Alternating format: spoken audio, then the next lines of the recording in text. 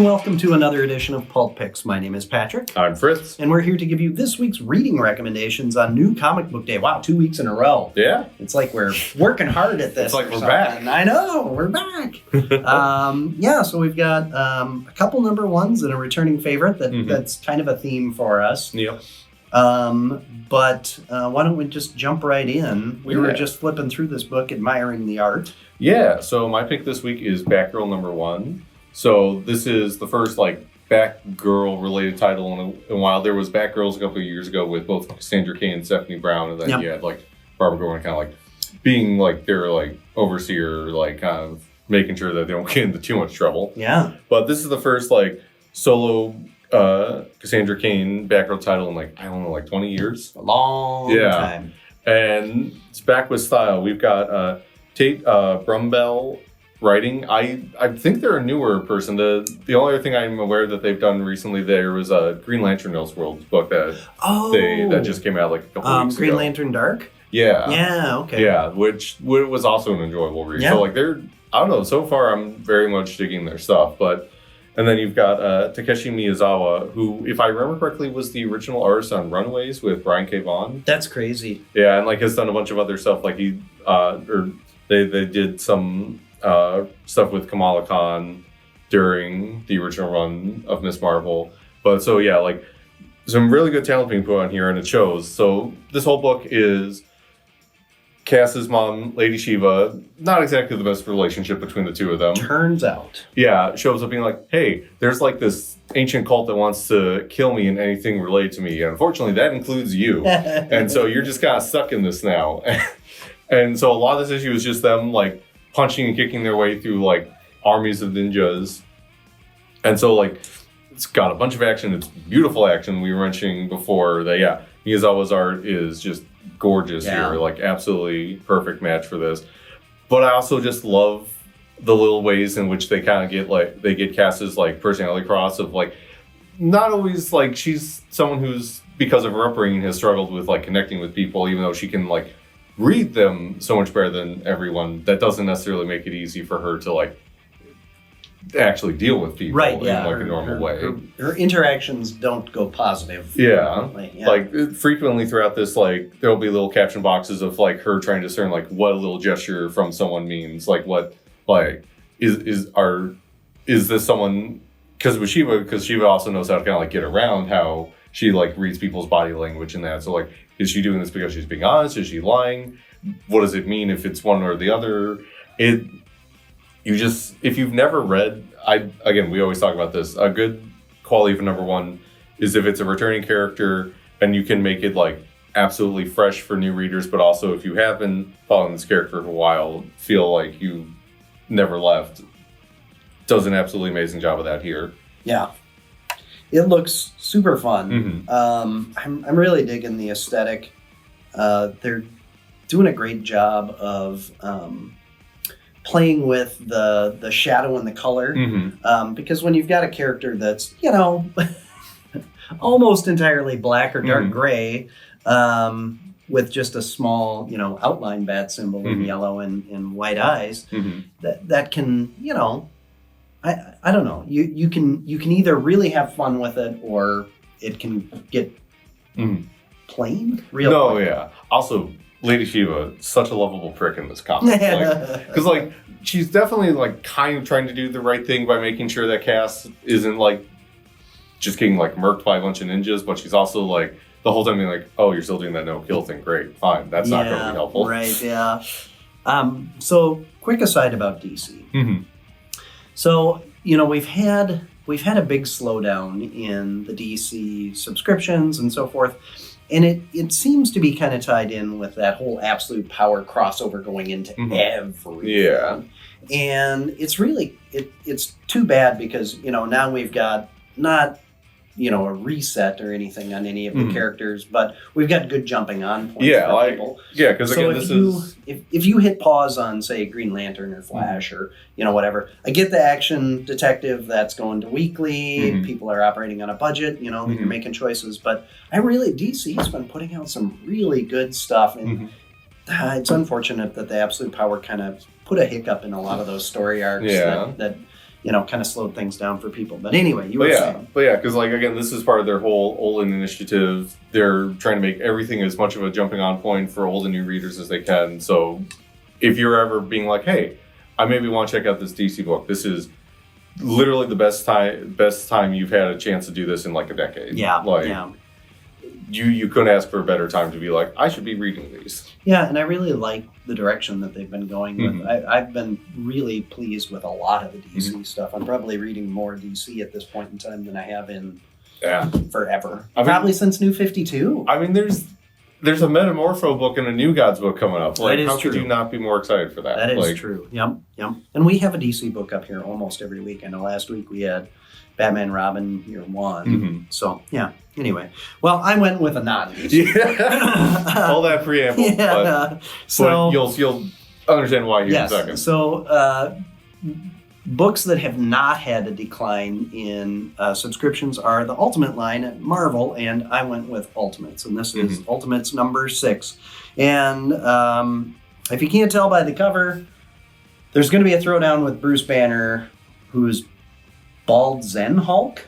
An interesting aside to that, someone pointed out that like they only refer to him as Banner. Someone actually came with the theory of like, what if it's not Bruce? What if it's his dad? This doesn't really have any real bearing on the book itself, but it is like an interesting thing of just like, that might actually seem like... Am I just imagining that they talked about Bruce Banner did some horrible things? But I guess that doesn't necessarily mean... They've only ever referred to him as like Banner or Dr. Banner. I don't think they've ever said Bruce. Interesting. Yeah. Which would go a long way to explain like, wow, like even aside from the fact that like the Maker made a lot of people we know as good people be monsters in this universe, like, man, he is not a good guy. That actually makes a heck of a lot of sense because his dad, is a terrible person, obviously. So, and just kind of the ethos that this Banner has, that kind of plays, right? Yeah. So anyway, the Ultimates have decided to get the whole gang together and take things on the offensive. And I don't want to give too much away. Let's just say... I mean, like you said, it goes about as well as this cover makes you think it was going to go. Yeah. Every plan sounds great until you run into that first hiccup. And the first hiccup is a big one here. And things go south rapidly. Yeah. So one of the things that I'm really enjoying about the whole Ultimate universe, and, again, the Maker was the original Ultimate universe, Reed Richards, shenanigans happen. He turns into this awful person. And he ends up moving into a different reality and molding it into kind of his own image, knowing... Which, as it were, means it's just now like a horrible place to be. Yeah, and so he's got all these different superpowered beings in positions of power throughout the world to basically kind of govern on his behalf. And then, there's a handful of them that are on a council with him, but he's basically running the show. But one of those is Banner. And the way that they're approaching these characters, and in some cases combining characters or power sets from characters. Yeah, there's some interesting implications here that are, as you see when reading it, terrifying, to say the least. Yeah, like how do you make a Hulk more powerful? Put them in total control of everything with their body and physical capabilities. And there is basically no response that we're, when Steve Rogers is yelling from the get-go, like, we need to get out now. Everybody out now. Yeah. Like, there is no possibility. The immediate read of the situation is just like, oh, this was a mistake. We're about to pay for this. And like, again, they do like this kind of similar to the Batgirl. Like this issue is very much a lot of just a knockdown, drag out brawl, and people pay for it. Like there's blood definitely shed on both sides here. Like this is like they are playing for keeps. Yes, absolutely. In the ramifications. So this is, I've got to think, well, what do you think? Is this going to be the first book in volume 2 or the last book in volume 1? It's the last book of volume 1. Okay. Yeah. So wow, cliffhanger. Yeah. So this is going to drastically change everything in this Ultimate Universe going forward. Yeah. This is a huge pivotal issue. If you've been reading it, you have to get this issue because, oh my gosh. I mean, it's one of those where you're reading it and you're going, no. Yes, I hate everything that's happening. Yes, no. But this is so good. It's such a great story. The art in it is fantastic. The energy being captured in each panel, just awesome. Yeah. Just awesome. So speaking of Ultimate books to pick up, I can't remember if we mentioned last week, but there's the Ultimate's 1 year in one shot coming next month. So if you want to get that, make sure that you let us know so we can get you signed up for a copy. I did try to order a ton, but the way that the hot books have been going, get signed up ahead. Yeah, and then 2, there's the Ultimate Wolverine book coming in January, which is available for order. So definitely get put down for that if you want. Yeah, that looks. Again, there's a really cool kind of a mashup character for Wolverine. Yeah. So. Excellent. Well, we touched on absolute power at DC, and kind of adjacent, but not as directly connected as you would think based on titles. We are now at the 3rd absolute title, and it is the 3rd to be a massive smash hit already. Oh, yeah. This week we've got Absolute Superman #1, and much the same as with Absolute Batman and Absolute Wonder Woman.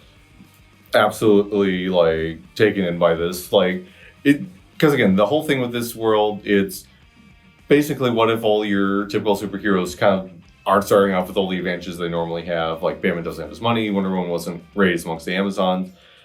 Superman here is very interesting because a lot of this issue deals with how both his origins on Krypton are different, and then how that impacts how his origins on Earth are different, and it's created simultaneously like a very different Superman, but also like immediately you see like the core of the character is still there.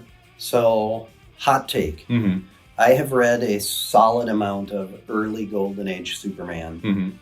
This is closer to the origin of the original concept to Superman than Superman has been for...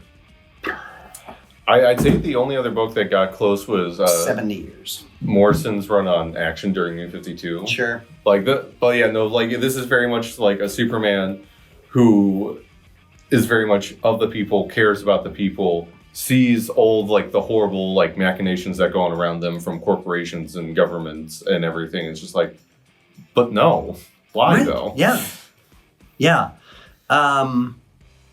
It's really interesting. Sandoval on art on this one was fantastic. I am really liking the aesthetic for all 3 of these books so far. This was no exception. Krypton looked so cool. And sometimes I struggle with the whole, Krypton's all about crystals, because that wasn't a thing until... the movie. The Donner movie. Yeah. And, but the way that they leaned into it here was really cool. This is probably, the most visually, aesthetically, interesting way that the crystal stuff has been implemented.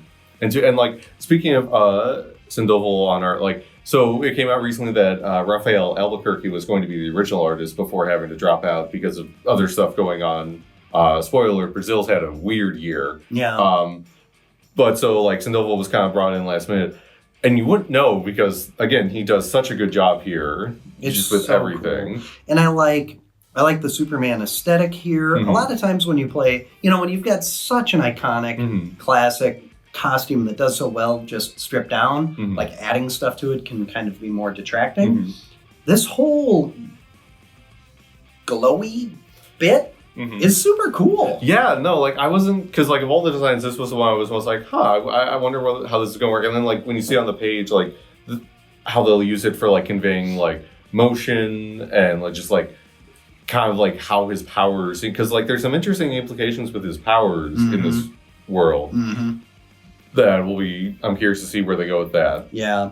And putting the giant emblem on there and having it look kind of Golden Age inspired. This might be one of my favorite origins of like how, like what the crest means in terms of him, like the actual origins of it. It's because right away, the first couple of pages, you'll see like how his origins on Krypton are a bit different, but the way that plays into like what this crest is, what it means. I thought that was all super cool. Oh, it was so good. Yeah, because, like, it feels like with the DC stuff, it's like, yes, we get it, Jor-El and adopted and da-da-da. Which the Waynes were shot in an alley. Yeah. Spoiler alert. Yeah. Wonder Woman's an Amazon. We get it. But they're tweaking all of this. And similar to the way that... Bruce's parents are in completely different situation in his origin story, but kind of the core of the character is still there. It's just they're in a totally different situation. Same thing here. Like on that note, I absolutely because for obvious reasons, like Jor-El and Lara don't get like a whole lot of play because part of the whole thing is they've got to be dead before any of the actual good stuff can start. But just the little bits we get of them in this issue, they're already just. I love these versions of them because you like finding out like where they are in their life, like how they got there, and how that's going to like impact Superman as a character is so cool. Well, and there's some differences there in their influence on him as well. I don't want to say more than that because read it; it's going to be really good. And I'm sure that there will be some people that. Say this isn't quite for me. I don't like these changes, or the Superman that I know is kind of more the, John Byrne Superman, 80s kind of reinvention of him. But I give it a try because it was really good, and so far I've been really pleasantly surprised both with my own reaction to the Absolute books because I was even a little uncomfortable with the direction that they were. It appeared that they were going with some of them, but again, it comes down to execution. If you do it well, if you love the characters, if you're not doing change just for change's sake, you're doing it to tell an interesting story. Awesome, I'm here to try it out. And the customer response, the number of people who read Absolute Batman and came back and were like, "Wow, that was really cool." I was shocked. I thought for sure there was going to be more pushback. I mean, last week was when technically the second printing of Absolute Batman was supposed to come out.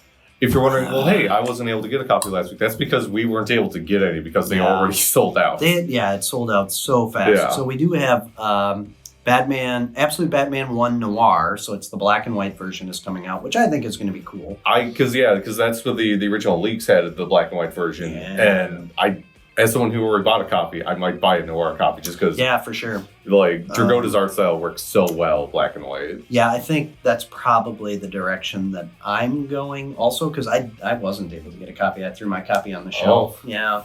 Because we were running so low so fast, I threw it out there for the customers. You see what he does for you? So selfless, such a sacrificer.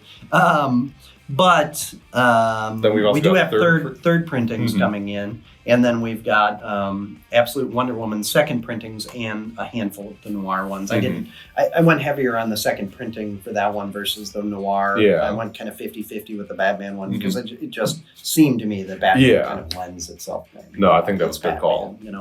So yeah, awesome. So we're through October. The tricks and the treats are all done. We're into November, and that means we're headed into the holiday season rapidly here. So we're already cooking up ideas for what that's going to be. Keep an eye out for Black Friday and holiday sales because there's going to be stuff on comic books. And if you're looking for the opportunity to be able to catch up, read some back issue-y kind of stuff, this will be a really good time for you to be able to do it. but don't mess around because we're going to try to do some deals that are so good and in a limited time frame that it's going to be really important to get in here and take advantage of it when you can. So it just feels like we've been playing catch up like crazy because we had kind of that weird couple weeks there where our schedules I was gone were a and little you bit were off. gone. Yeah. But there's been so much good stuff coming out. It just continues to just blow me away every week at how many books I'm reading and enjoying. So if you're curious about stuff, go back and check out some of the previous videos.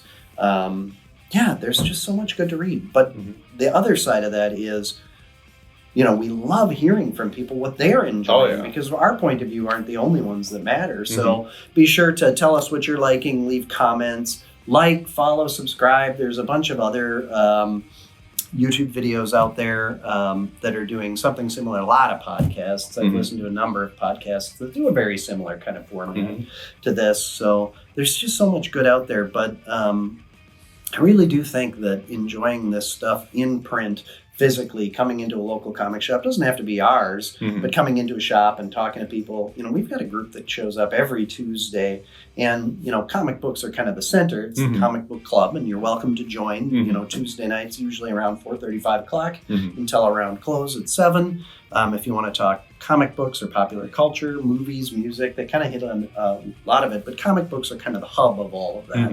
And it all kind of spins out. But God, there's just so much good content being created right now.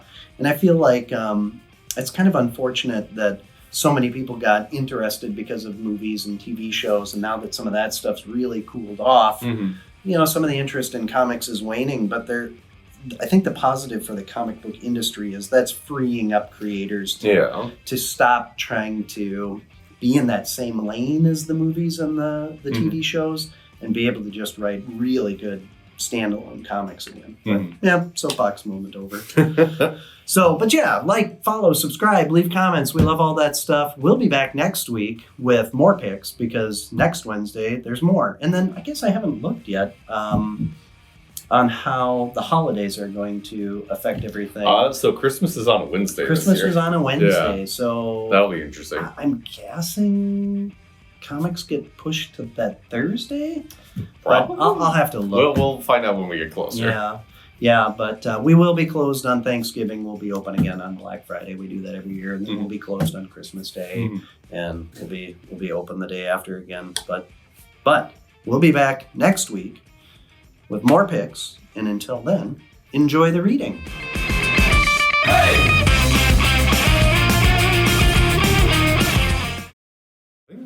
We're Rusty and Skids. Yeah, you're not on the team.